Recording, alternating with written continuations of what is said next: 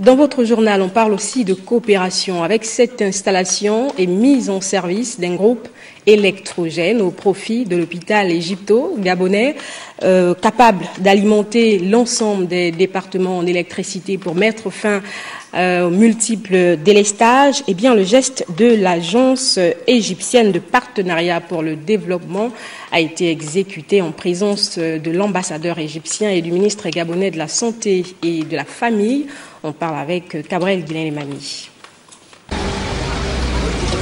C'est un groupe de plus de 80 kVA de moteurs Caterpillar montés par Schneider qui va servir à alimenter entre autres le bloc opératoire en manque d'énergie suffisante pour son fonctionnement.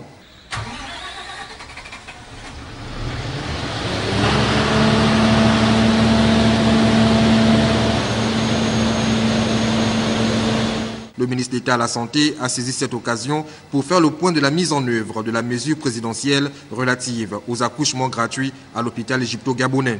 C'est une décision du président de la République qui a pensé que pour soulager les familles, il instaure la gratuité des accouchements.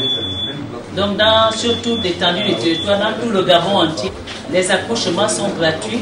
Quand on a des Gabonais, quand on est immatriculé à la CNAMGS, ou bien quand on n'est pas immatriculé, quand on vient, on a son acte de naissance, on a mis un service de la CNAMGS ici qui vous enregistre tout de suite pour que vous payiez par nous. Si on vous a déjà envoyé la facture, vous dites qu'il n'y a pas d'argent à payer, c'est gratuit. C'est la CNAMGS qui va payer.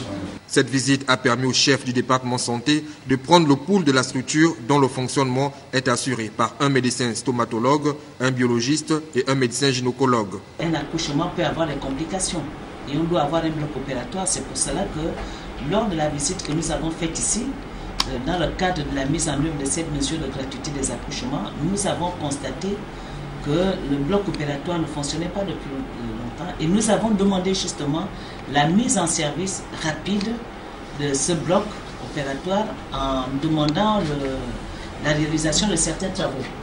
Je crois que ces travaux ont été réalisés et pour nous, ce groupe est très important pour la mise en œuvre de la mesure de gratuité qui a été décidée, la gratuité des accouchements qui a été décidée par le chef d'État.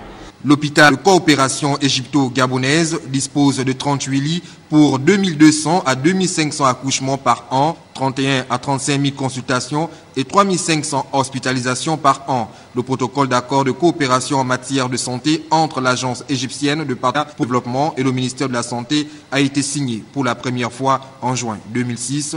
L'hôpital est fonctionnel depuis le 1er avril 2009.